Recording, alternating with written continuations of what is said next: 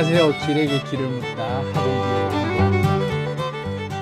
오늘은 연극 제목인데요. 땡큐 하나님이라고, 거기 제가 했던 연극 제목이기도 합니다. 옛날부터 88년도 뭐 그때쯤에 제가 연극 89년도 이럴 때 극단 햄릿이라고 제가 극단을 이제 만들어서 연출도 하고 주연도 하고 이제 단원들 데리고 공연도 계속 해왔던 시절이 이제 쭉 되는데, 그때 했던 작품 땡큐 하나님이라고, 닐 사이먼이라고 하는 희곡 작가인데 코미디 작가죠. 굉장히 유명한 작가입니다. 닐 사이먼의 작품인데 원제로는 God's Favorite라고, 신이 아끼는 자, 뭐 그렇게 해서 우리나라에서 번역이 돼서 공연을 할 때는 땡큐 하나님이라고 해서 검색해 보시면 나올 겁니다. 그래서 이 작품의 주된 스토리가 구약 성경에 나오는 인물 욥이라고 하는 인물을 주제로 해서 그렇게 이제 현대판으로 각색을 해서 현대판 욥에 대한 이야기로 아주 재밌게 잘 썼어요. 그래서 연극이 굉장히 재밌습니다. 이제 여기서 제목이 말해주듯이 이 땡큐 하나님이라고, 이 감사하는 마음을 가지고 사는 삶의 자세를 가진 사람이, 그 조건이 자기 물질적인 풍족함이 따라줬기 때문에 감사하는 마음이 생기는 것이다 라고 마귀는 이제 주장하고 있고, 하나님은 그렇지 않다. 쟤는 항상 감사하는 마음, 항상 세상에 대해서 그런 어떤 현실에 대해서 또는 자기 생활을 그렇게 항상 감사한 생활로 현실에 대해서 그렇게 행복을 스스로 느낄 수 있는 사람이다. 주변의 조건과 상관없이 그렇게 이제 주장하는 게 하나님의 주장이고, 마귀의 주장은 물질적인 풍요나 자기 충족이 채워졌을 때 감사하는 것이지, 그런 거 사라지면 절대로 감사할 그런 사람은 아무도 없다. 이게 이제 그 내기의 주 테마예요. 그래서 하나님은 그러면 내가 그 허락할 테니까 욥에게 싹 모든 것들을 다 걷어가 봐라. 욥이 자기 주변에 가진 거라고는 하나도 없다라고 느낄 정도로 그러면 싹 다 가져가 보면, 그래도 욥이 자기 삶에 그런 불평불만 없이 주어진 삶에 대해서 감사하는 마음을 가지고 그렇게 하루하루를 그렇게 살아갈 수 있는 건지에 대해서 네가 내 말이 맞는지 해봐라. 나는 자신 있다. 욥이 그런 사람이다. 욥은 그런 주변의 여건, 자기가 가지고 안 가지고 상관없이 충분히 그렇게 삶에 대해서 만족하고 감사하고 사는 사람이다. 그래서 이제 붙은 내기의 본질이에요. 욥기서의 그 내용의 본질이. 그래서 이제 마귀가 좋다구나 하고 내려가갖고 싹 한 번에 이제 치기 시작하죠. 그래서 뭐 갑자기 뭐 양떼를 치고 있는데 막 그 산적들이라 그럴까, 약탈자가 나타나서 갑자기 다 때려 죽이고 다 약탈해서 가고, 그 비보를 전하러 종이 와서 헐떡헐떡하면서 욥한테 와서 큰일 났다고 막 얘기하는 중에 또 딴 데서 또 찾아와가지고 나귀들 누가 다 또 죽였다, 갑자기 천둥이 쳐갖고 다 싹 몰살 당했다 또 얘기하고 있는데, 또 다른 데서 찾아와가지고 아 큰일 났다고 그러면서 막 재산들 곳곳에서의 비보가 막 전해지는 거예요. 그러면서 한 방에 싹 다 거들나는 장면을 이제 보여주죠. 그래서 뭐 정신도 못 차릴 정도로 있는데 마지막에 종이 찾아와갖고 막 또 헐레벌떡 찾아와서, 아니 큰아들 집에서 다 자녀들이 모여서 잔치를 하고 있는데 갑자기 그냥 벼락이 쳐가지고 천둥병 쳐서 다 죽어버렸다고. 대들보 무너져갖고 다 깔려 죽었다 이거예요. 어이가 없는 게, 그런 어이가 없는 상황이 생길 수가 없는데 한 번에 그런 악재가 쏟아진 거죠. 그리고 이제 마귀가 지켜보는데 이제 부추기죠. 자, 이쯤 되면 이제 네가 원망을 해야 되지 않겠냐, 어이없지 않느냐 이러고 이제 하나님 원망해봐 하고 이제 부추기는데, 욥이 그때 이런 말을 해요. 주신 자도 여호와시요 취하신 자도 여호와시니 내가 할 수 있는 게 없다 이거지. 그러니 오직 감사할 뿐이라고, 하늘의 뜻대로 된 것이니까 내가 어찌할 그게 아니다 이거죠. 탁 받아들인 거예요. 자식 다 죽고 자기 재산 싹 다 한 방에 그냥 재난을 당해서 싹 다 없어졌는데도 불구하고 그렇게 표현을 하는 거죠. 주신 자도 여호와시요 취하신 자도 여호와시라고. 이게 이제 마귀가 할 말이 없는 거죠. 그래서 이제 다시 올라갔어요.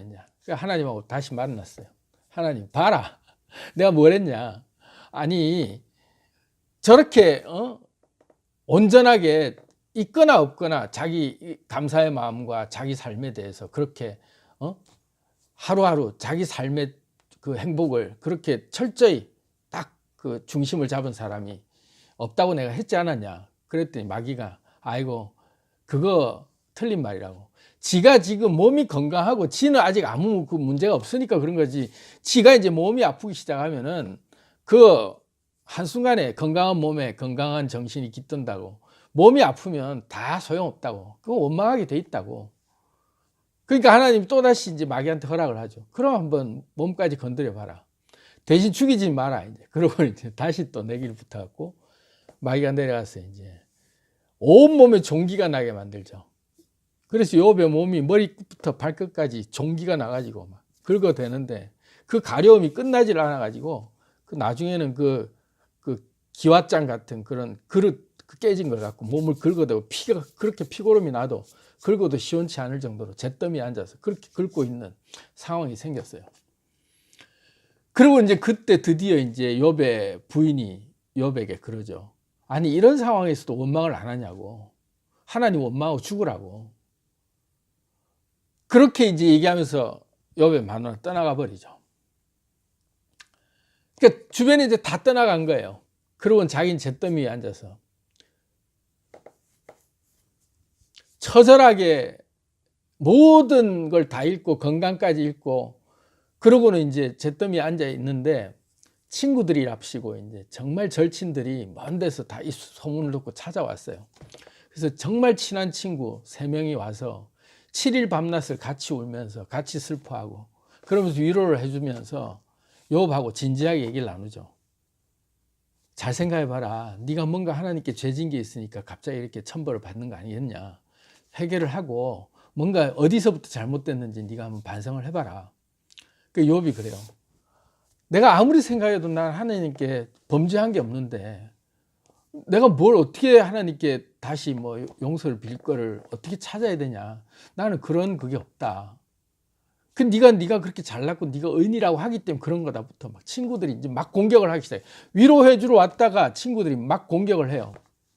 그러면서 친구들하고 변론이 벌어지는 장면이 거의 대부분의 욥기서의 내용입니다. 그래서 나름대로 논리적으로 친구들은 굉장히 이 현재에 닥친 이 고난들은 네 뭔가에 문제가 있기 때문에 이런 거다. 인과응보 아니냐. 그러면서 계속 그 이유를 들어서 욥을 공격하고 욥은 또 아니라고 계속 자기의 그거를 또 얘기하면서 그러면서 이제 그 지리한 친구들과의 그런 논쟁이 벌어지죠. 위로해 주러 왔다가 욥을 그렇게 논쟁하다가 그러고는 이제 욥을 더 괴롭히게 되는 꼴이 됐죠. 그때 욥이 한 말이 있어요. 이 구절입니다. 나의 가는 길을 오직 그가 아시나니 그가 나를 단련하신 후에는 내가 정금같이 나오리라. 순금같이 돼 나온다 이거죠. 욥기서 23장 10절에 나오는 구절입니다. 그 자기의 이 마음, 자기의 살아온 길, 이거를 오직 하나님만이 아신다 이거죠. 그렇기 때문에 나는 이것도 견디고 지나다 보면 내가 정금같이 나올 것이다라는 그 희망, 그 믿음, 그리고 자기 자신에 대해서 원망하는 마음을 일체하지 않고 끝까지 버티면서 자기 스스로 그렇게 이제 중심을 잡는 모습을 보여주죠. 그렇게 이제 논쟁이 벌어지다가 결국은 이제 욥의 이런 시련을 그렇게 몸까지 건드려도 이 중심을 놓지 않으니까 마귀가 결국은 졌다 하고 이제 하나님한테 두 손을 들죠. 그러고는 욥이 이제 복을 받아서 몸 다 회복되고 재산도 예전보다 갑절 2배나 더 축복을 받고 그리고 자녀들도 똑같이 다시 아들 7, 딸 3 해서 자녀들도 다시 다 태어나고 그리고 장수하기를 그 자녀들의 자녀 4대까지 나는 것을 보고 건강하게 살다가 죽었다. 이런 게 이제 욥기서의 내용입니다.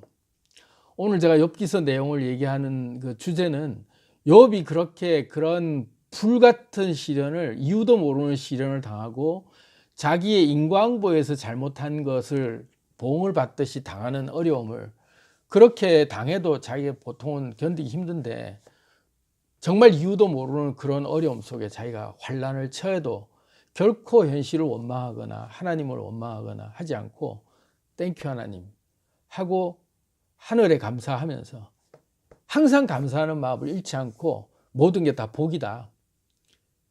주신 자도 여호와시요 취하신 자도 여호와시니까 결국 이게 만사 다 지복이다 이거죠. 제 신조랑 맞아 떨어지는 얘기라서 이 말씀을 이제 드리는 겁니다. 모든 게 복이다는 거죠. 내가 풍요로울 때나 내가 빈궁할 때나 어떤 상황이 내게 닥치고 내 몸이 아무리 내가 극심한 내 고통 속에 내가 병을 앓고 있다 할지라도 복이다. 이것이 복이다. 어떤 때 너무나도 힘들어서 내가 차라리 나는 내가 태어난 날을 저주한다라고 하는 마음이 들고 막 그렇게 힘들지라도 그렇게 고통이 닥칠지라도 그 현실 상황 속에서 그대로 받아들이면서 이게 복이다 라고 대처할 수 있는 마음 자세를 가진 사람이 구약 성경에는 욥을 대표적인 인물로 꼽아서 그 스토리가 나온 거죠. 욥의 시련. 그래서 보통 자기가 시련을 당하고 있다고 생각할 때 욥의 시련을 보통 많이 얘기를 해요.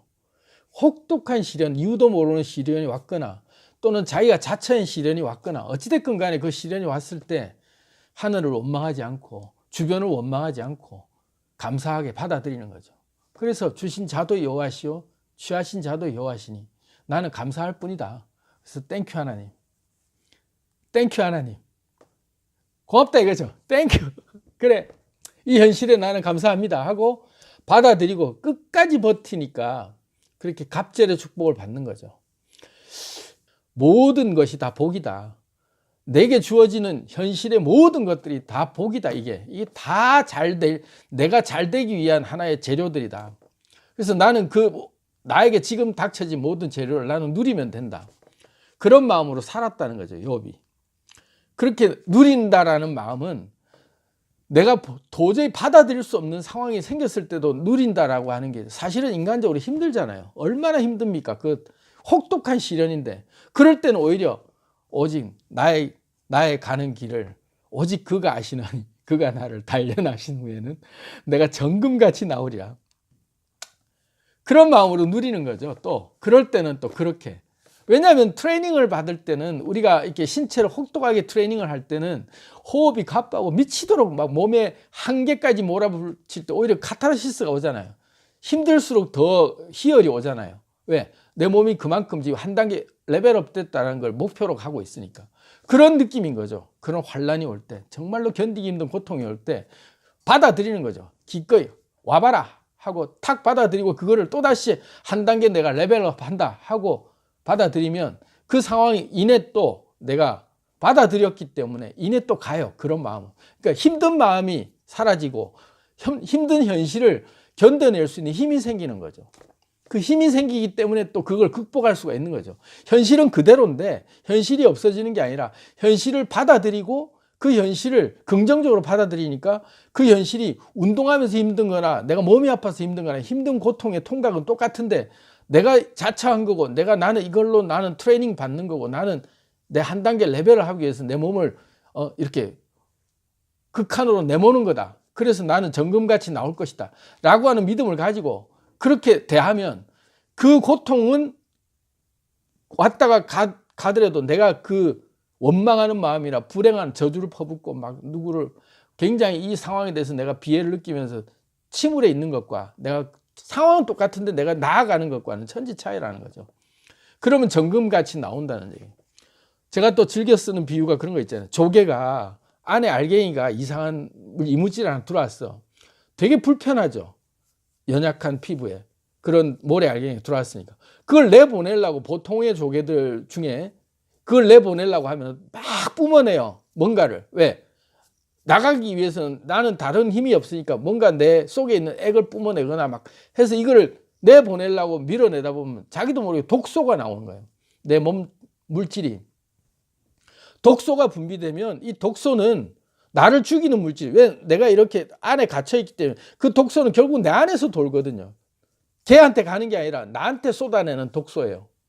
그러면 이게 계속 얘를 못 버티니까 얘를 인정을 못 하는 거예요. 얘는 나한테 있어야 될 애가 아니다 이거지. 지금 얘는 나하고는 안 맞는 애인 거야. 그래서 내보내야 되는데 독소를 자꾸 내보내다 보면 이 안에 내 독소에 내가 당해가지고 내가 나중에 여기서 썩어요. 그래서 조개가 폐사를 해요. 이물질이 들어오면. 폐사하는 조개가 못 받아들이기 때문에 폐사하는 거예요. 그냥 내 몸이 하고 그냥 있는 대로 받아들이고 그 현실을 내가 사랑하고 감싸고 보듬어 안고 계속 내 몸처럼 그걸 그 현실을 받아들이면 그걸 가꾸다 보면 내 조개 애기 계속 그 알갱이를 감싸고 하면서 점차 그게 자기하고 한 몸이 되면서 그 모래 알갱이가 진주로 변하는 거죠. 그게 진주가 만들어지는 과정이잖아요. 그래서 내 모든 현재 현실들, 내가 받아들이고 도저히 인정할 수 없는 내 감정들, 내 현실들, 상대의 모든 고통들이 나에게 오는 모든 환경들이 이건 내 거 아니야. 이건 내가 빨리 지나가야 되는 거야. 하고 내보내려고 자꾸 하면 그게 독소가 돼서 나를 죽이는데 와라 이거지. 오직 내가 가는 길을 그가 아시나니 내가 정금같이 나온다. 이 혹독한 시련을 지나고 나면 내가 정금같이 진주를 만들고 있다. 내가 이 환경을 통해서. 그래서 내 이 아픔들이 계속 내가 그렇게 받아들이다 보면 욥처럼 나중에 갑절의 복을 받게 될 수도 있고 갑절의 복을 안 받더라도 내 삶을 내가 행복하게 누릴 수 있는 비법을 유지할 수 있다는 거죠. 그게 욥기를 통해서 해주고 싶은 얘기예요. 여러분들도 받아들이기 힘든 현실들, 감정들, 또 관계들 여러 가지 것들이 나를 힘들게 할 때 그걸 그대로 받아들여 보세요. 그대로 받아들이고 현실을 받아들이고 현실을 누리기 시작하면서 만사지복이다. 이게 다 복이다. 하나님을 사랑하는 자, 그 뜻대로 부르심을 입은 자들에게는 모든 것이 합력하여 선을 이루느니라. 그래서 이 모든 것이 합력해서 선을 이루고 있다. 그래서 나는 이 자체가 복이구나 하는 믿음을 딱 가지고 그걸 이렇게 감싸 안고 행복으로 그거를 내가 느낀다면 그 자체가 진주가 되어 있음을 여러분들이 발견하실 겁니다. 힘내시고 땡큐 하나님 하는 마음으로 한번 살아보시기 바랍니다. 감사합니다.